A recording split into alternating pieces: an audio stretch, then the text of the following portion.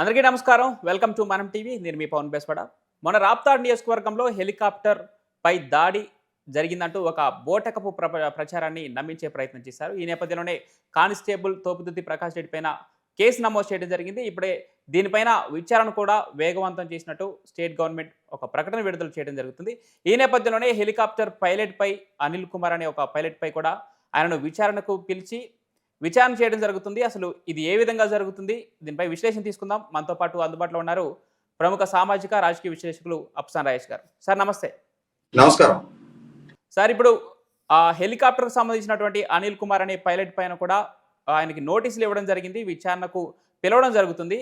ఈ నేపథ్యంలో అసలు హెలికాప్టర్ సాంకేతికంగా లోపం ఉంటే, లేదంటే దాడి జరిగి ఆ విండ్షీల్డ్ దెబ్బతింటే హెలికాప్టర్ తిరిగి ఎలా మళ్ళీ బెంగళూరుకి వెళ్ళింది, లేదంటే బెంగళూరుకు వెళ్లకుండా మధ్యలోనే ఎందుకు ల్యాండ్ చేయడానికి జరిగిందని చెప్పేసి ఆ అనిల్ కుమార్ కూడా ప్రశ్నించడం జరుగుతుంది. ఈ విచారణ మొత్తం ఏ విధంగా జరుగుతుంది? అటు కానిస్టేబుల్ నమోదు చేసిన కేసులో పురోగతి ఎంతవరకు వచ్చింది అనుకోవచ్చు సార్? ఇక్కడ ఒకటి వాస్తవం ఏంటి అంటే,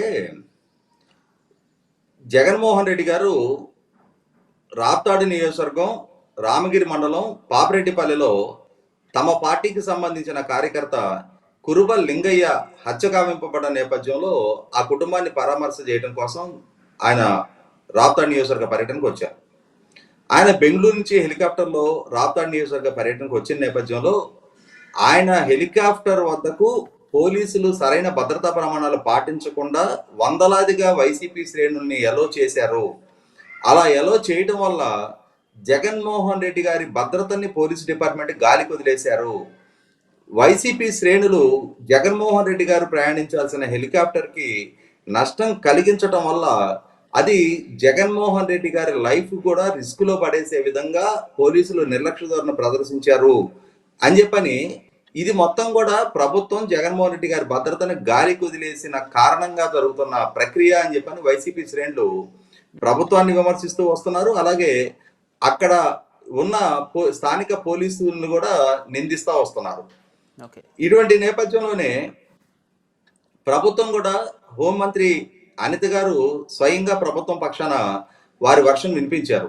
జగన్మోహన్ రెడ్డి గారి పర్యటన నేపథ్యంలో అక్కడ ఆయన ఉద్రిక్త పరిస్థితులు సృష్టించడానికి ఆస్కారం ఉంది అని మాకున్న సమాచారం నేపథ్యంలో మేము 1100 మంది పోలీసులతోటి ఆయన పర్యటనకి భద్రతా ఏర్పాటు చేయడం జరిగింది. అలాగే ఆయన హెలికాప్టర్ దగ్గర, ఆయన హెలికాప్టర్ ల్యాండ్ అయ్యే హెలిప్యాడ్ ప్రాంతంలో 250 మంది పోలీసులతోటి ఒక భద్రతా వలయాన్ని ఏర్పాటు చేశాము, బ్యారికేడింగ్ వ్యవస్థను ఏర్పాటు చేశాము. కానీ స్థానిక వైసీపీ నాయకులు వాళ్ళ శ్రేణుల్ని ఉసుగొల్పడంతో ఉద్దేశపూర్వకంగా స్థానిక వైసీపీ శ్రేణులు పోలీసులతో ఒక ఘర్షణపూరిత వాతావరణాన్ని సృష్టించి పోలీసుల్ని నెట్టేసుకొని హెలికాప్టర్ దగ్గరికి వెళ్ళిపోయారు అని చెప్పని హోంమంత్రి అనిత గారు కూడా చెప్పడం జరిగింది.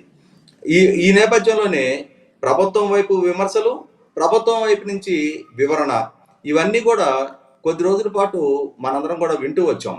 ఇటువంటి నేపథ్యంలో అక్కడ భద్రతా విధుల్లో ఉన్న ఒక కానిస్టేబుల్ తాను అక్కడ భద్రతను పర్యవేక్షిస్తున్న సందర్భంగా వైసీపీ శ్రేణులు ప్రదర్శించిన దుందుడుకు స్వభావ నేపథ్యంలో వారిని అడ్డుకునే ప్రయత్నంలో వారి చేత నేను దాడికి గురయ్యి గాయపడ్డాను, నేను గాయపడటానికి వైసీపీ శ్రేణులు ఎంతవరకు కారకులో వారిని రెచ్చగొట్టి ఉసిగొల్పిన స్థానిక ఎక్స్ఎమ్మెల్యే తోపుదుద్ది ప్రకాష్ రెడ్డి కూడా అంతే బాధ్యుడు. అతను తన శ్రేణుల్ని రెచ్చగొట్టిన పర్యవసానమే, పోలీసుల మీద ధిక్కారాన్ని ప్రదర్శించండి అని చెప్పని ఉసిగొల్పిన పర్యవసానమే వారి శ్రేణులు పోలీసుల మీద దాడికి ప్రయత్నించి మమ్మల్ని నెట్టివేసి వేలాదిగా హెలికాప్టర్ను చుట్టుముట్టడం జరిగింది అని చెప్పని ఒక కానిస్టేబుల్ ఇచ్చిన ఫిర్యాదు మేరకు తోపుదుద్ది ప్రకాష్ రెడ్డి మీద కుట్రకి సంబంధించిన సెక్షన్స్ తోటి కేసు నమోదు చేయడం జరిగింది. అంటే అక్కడ జగన్మోహన్ రెడ్డి గారి భద్రతా ప్రమాణాలని ప్రశ్నిస్తూ ఒక ఇష్యూగా దాన్ని మలిచే ప్రాసెస్లో భాగంగానే ప్రభుత్వం మీద నిందల మోపడం అనే ఎజెండాలో భాగంగానే తోపుదుద్ది ప్రకాష్ రెడ్డి వ్యవహరించినట్టుగా ప్రభుత్వానికి ఒక స్పష్టమైన సమాచారం ఉంది. ఆ సమాచారం ఉన్న నేపథ్యంలోనే కేసు నమోదై విచారణ జరుపుతూ ఉన్నారు.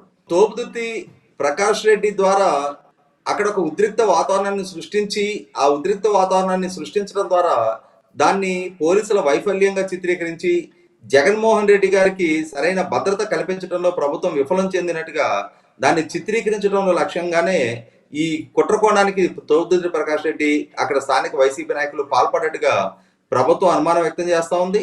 దాన్ని బలం చేకూర్చుతనే అక్కడ కానిస్టేబుల్ తోపుదుర్తి ప్రకాష్ రెడ్డి గారి మీద ఆయన ఆయన ఉద్రేక పరిచయ నేపథ్యంలోనే వాళ్ళ శ్రేణులు తమ మీద దాడికి పాల్పడి హెలిప్యాడ్ దగ్గర భద్రతా ప్రమాణాలను ఉల్లంఘించి పోలీసుల్ని నెట్టివేసి హెలికాప్టర్ను చుట్టుముట్టినట్టుగా కానిస్టేబుల్ కూడా వాళ్ళ ఫిర్యాదు చేసిన నేపథ్యంలో కేసు నమోదు చేసి విచారణ చేస్తూ ఉన్నారు.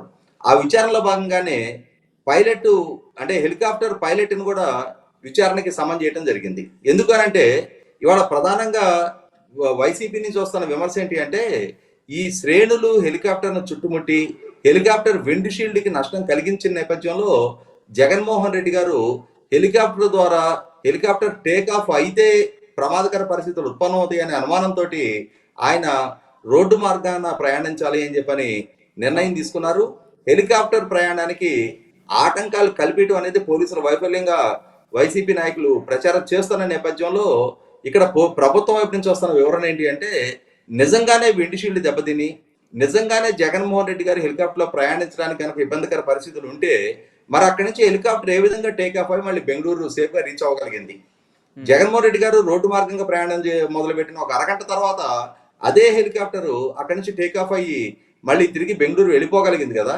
కాబట్టి ఇక్కడ అసలు వైసీపీ నాయకులు బెంగళూరు నుంచి రాప్తాడు రామగిరి ప్రాంతానికి వన్ వే అనే హెలికాప్టర్ బుక్ చేసుకున్నారా, రెండోసారి అంటే ఇటువైపు నుంచి బెంగళూరుకి రోడ్డు మార్గాన వెళ్ళాలి అనేది వాళ్ళు ముందుగానే నిర్ణయించుకున్న ప్రోగ్రామా, లేదు నిజంగానే హెలికాప్టర్కి ఆ విధంగా నష్టం జరిగిందా, నష్టం జరిగినా కూడా మరి పైలట్ హెలికాప్టర్ని ఎలా టేకాఫ్ చేయించి మళ్ళీ తిరిగి బెంగళూరు ప్రయాణించగలిగారు. ఈ విధమైన సాంకేతిక వివరణలో హెలికాప్టర్ పైలట్ నుంచి ప్రభుత్వం తీసుకోదలుచుకొని ఇవాళ పైలట్ని కూడా విచారణకు పిలుస్తా ఉన్నారు. అంటే ఇక్కడ సాంకేతిక పరమైన వివరణ కూడా పైలట్ వైపు నుంచి కూడా అక్కడ నష్టం జరిగిందా జరగలేదా, నష్టం జరిగినా కూడా హెలికాప్టర్ ఎలా టేకాఫ్ అయ్యి ప్రయాణం చేయగలిగింది, అంటే హెలికాప్టరు టేకాఫ్ అయ్యి ప్రయాణం చేయగలిగిన ఫిట్ గానే ఉంటే మరి వైసీపీ నాయకులు ఎందుకు ఈ విధంగా ప్రచారం చేస్తా ఉన్నారు. ఈ వివరణలు కనుక పైలట్ వైపు నుంచి విచారణ ద్వారా వాస్తవాలు వెల్లడైతే అసలు సిసలు దుష్ప్రచారాలు ఎవరు చేస్తున్నారు, నిజంగానే జగన్మోహన్ రెడ్డి గారి భద్రత గాలికి వదిలేయబడిందా, లేదు అసలు నిజంగానే అక్కడ ఆయన ప్రయాణించాల్సిన హెలికాప్టర్కి నష్టం జరిగిందా లేదా అనే వాస్తవాలు వాళ్ళ విచారణ ద్వారా బయటకు వెళ్ళడానికి ఆస్కారం ఉంది.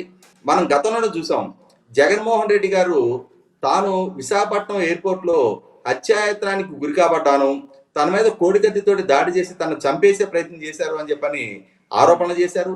ఆంధ్రప్రదేశ్ రాష్ట్ర పోలీసుల పట్ల నాకు నమ్మకం లేదు అని చెప్పని కేంద్ర ప్రభుత్వ విచారణ సంస్థ అయిన ఎన్ఐఏ ద్వారా విచారణ చేయించుకొని కూడా ఈ రోజు దాకా ఆయన విచారణకు సహకరించిన తీరు చూస్తున్నాం మనం.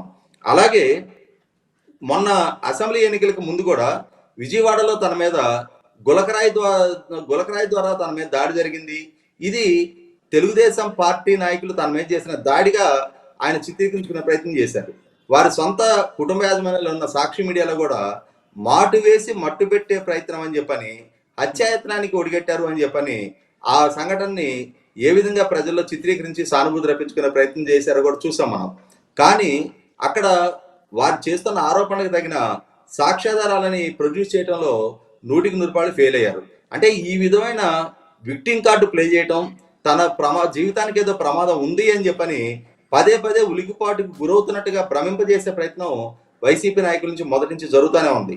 అందులో భాగంగానే ఆయన ముఖ్యమంత్రిగా తన సొంత నియోజకవర్గంలో పర్యటించే సందర్భంలో కూడా వేలాది మంది పోలీసుల పహరా, బ్యారికేడింగు, చెట్లు నరికేయటం, చుట్టూ పరదాలు కట్టడం, అలాగే ఆయన ప్రయాణించే మార్గంలో ఉన్న షాపుల షట్టర్లు కూడా బంద్ చేయించి మరీ ఆయన పర్యటన కొనసాగింది చూసాం మనం.